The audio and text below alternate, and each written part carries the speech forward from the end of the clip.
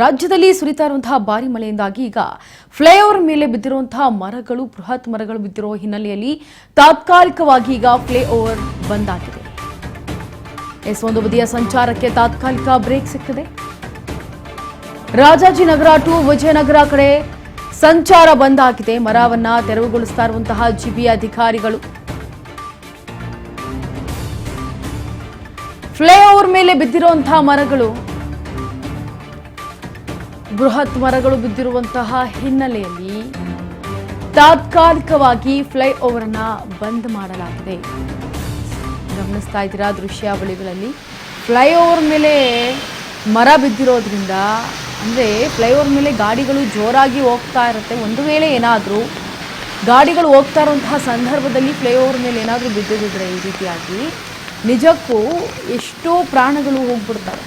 So ಇಂತಹ ಸಂದರ್ಭದಲ್ಲಿ ಯಾವ್ಯಾವ ಮರ ಅಂದರೆ ಈಗ ಸರ್ಕಾರ ಇನ್ನೊಂದು ಏನು ಮುಂದಾಗಬೇಕು ಅಂತಂದರೆ ಯಾವ ಮರಗಳಿಗೆ ಎಷ್ಟೆಷ್ಟು ಆಯಸ್ಸಿದೆ ಅನ್ನೋದನ್ನು ಕೂಡ ಚೆಕ್ ಮಾಡಬೇಕಾಗತ್ತೆ. ಈಗಿನ ಇದರಲ್ಲಿ ಎಲ್ಲಿ ಚೆಕ್ ಮಾಡ್ತಾ ಇದ್ದಾರೆ ನಮ್ಮ ಸರ್ಕಾರದವರು, ಅದನ್ನು ಕೂಡ ಗಮನಿಸಬೇಕಾಗತ್ತೆ.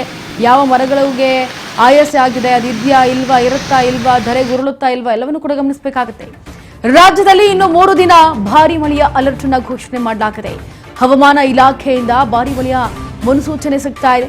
8 ಜಿಲ್ಲೆಗಳಲ್ಲಿ ಆರೆಂಜ್ ಮತ್ತೆ 19 ಜಿಲ್ಲೆಗಳಲ್ಲಿ ಯೆಲ್ಲೋ ಅಲರ್ಟ್. ಬೆಂಗಳೂರಿನಲ್ಲಿ ಆರೆಂಜ್ ಅಲರ್ಟ್ ಅನ್ನು ಘೋಷಣೆ ಮಾಡಲಾಗಿದೆ. ಸದ್ಯ ರಾಜ್ಯದಲ್ಲಿ ಸೃಷ್ಟಿಯಾಗ್ತಾ ಇರುವಂತಹ ಅವಾಂತರದಿಂದ ಜನ ತತ್ತರಿಸಿ ಹೋಗ್ತಿದ್ದಾರೆ.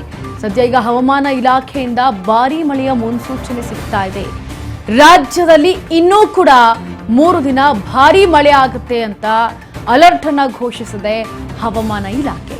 ಹವಾಮಾನ ಇಲಾಖೆಯಿಂದ ಭಾರಿ ಮಳೆಯ ಮುನ್ಸೂಚನೆ ಸಿಕ್ಕಿದೆ. 8 ಜಿಲ್ಲೆಗಳಲ್ಲಿ ಆರೆಂಜ್ ಅಲರ್ಟ್ ಅನ್ನ ಘೋಷಣೆ ಮಾಡಿದೆ ಹವಾಮಾನ ಇಲಾಖೆ. ಇತ್ತ 19 ಜಿಲ್ಲೆಗಳಿಗೆ ಯೆಲ್ಲೋ ಅಲರ್ಟ್ ಅನ್ನ ಘೋಷಣೆ ಮಾಡಿದೆ. ಬೆಂಗಳೂರಿನಲ್ಲಿ ಆರೆಂಜ್ ಅಲರ್ಟ್ ಅನ್ನ ಸದ್ಯಕ್ಕೆ ಘೋಷಣೆ ಮಾಡಿದೆ ಹವಾಮಾನ ಇಲಾಖೆ. ಹಾಗಾಗಿ ಇನ್ನೂ 3 ದಿನಗಳ ಕಾಲ ಮಳೆಯ ಅಬ್ಬರ ಹೀಗೆ ಅಬ್ಬರಿಸಲಿದೆ ಅನ್ನೋದು ಹವಾಮಾನ ಇಲಾಖೆ ಮಾಹಿತಿಯನ್ನ ಕೊಟ್ಟರು.